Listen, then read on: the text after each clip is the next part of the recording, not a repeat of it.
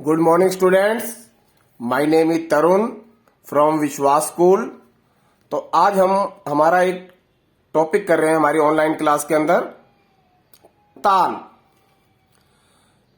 ये जो ताल है ये संगीत के लिए सबसे महत्वपूर्ण है। क्यों महत्वपूर्ण है? क्योंकि संगीत में ताल की सबसे ज्यादा आवश्यकता होती है। हमने किसी भी प्रकार का संगीत करना है, चाहे वो शास्त्रीय संगीत है, सुगम संगीत है, फिल्मी संगीत है, पॉप संगीत है, किसी भी प्रकार का अगर हमने संगीत कोई गाना गाना है तो इन सब के अंदर ताल की आवश्यकता जरूर पड़ती है। चाहे हमने गाना गाना है, नृत्य करना है, वादन करना है, तो इन सब के लिए ताल की जरूरत है। ताल शब्द की उत्पत्ति तल शब्द से हुई है। तल जिसका मीनिंग है आधार, मतलब जो संगीत को आधार प्रदान करता है। जैसे आपको बताया कि चाहे हमने गायन करना है, चाहे वादन करना है, मतलब गाना गाना है, चाहे कुछ प्ले करना है, चाहे नाचना है, इन सब के लिए हमें ताल की आवश्यकता पड़ती है, क्योंकि ताल के बिना ये सब अधूरा है। तो जो संगीत को आधार प्रदान करता है वह ताल है।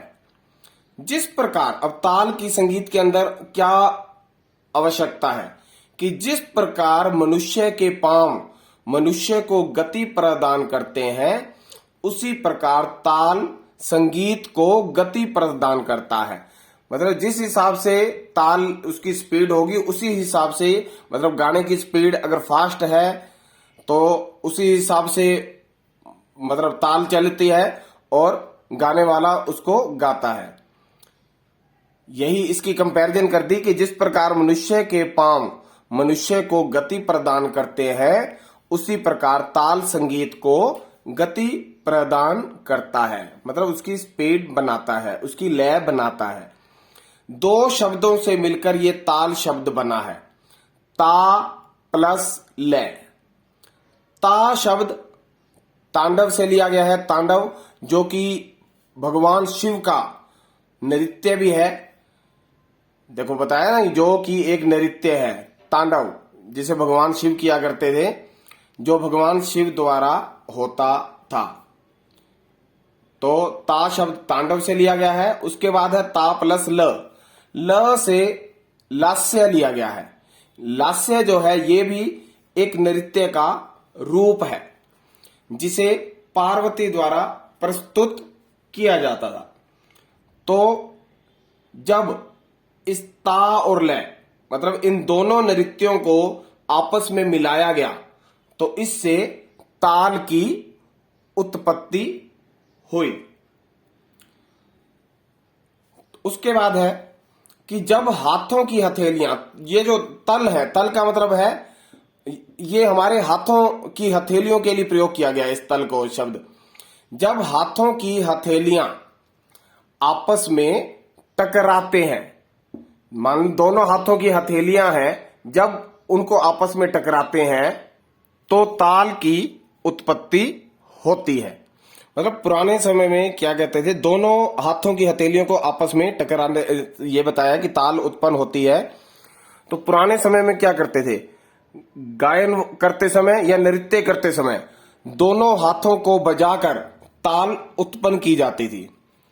तो 10, जैसे हमारी 10 उंगलियां हैं, तो इसको भी एक वाद्य यंत्र का नाम दे दिया गया। तो जब हाथों की हथेलियां आपस में टकराते हैं तो ताल उत्पन्न होती है। आगे बताया कि ताल के बिना हम संगीत की कल्पना भी नहीं कर सकते। जैसे हमने किसी भी भाषा का ज्ञान प्राप्त करना है तो उस भाषा के लिए हमें व्याकरण का ज्ञान होना चाहिए। तो बिना व्याकरण के हम उस भाषा को नहीं सीख सकते। तो ऐसे ही अगर हमने संगीत की शिक्षा लेनी है तो ताल के बिना, जिस प्रकार भाषा सीखने के लिए व्याकरण की आवश्यकता होती है, उसी प्रकार संगीत सीखने के लिए हमें ताल की आवश्यकता होती है। ताल के बिना हम संगीत की कल्पना भी नहीं कर सकते। मतलब बिना ताल के हम संगीत नहीं सीख सकते। तो ये था हमारा आज का ताल वाला टॉपिक। तो आज के लिए इतना ही। Thank you.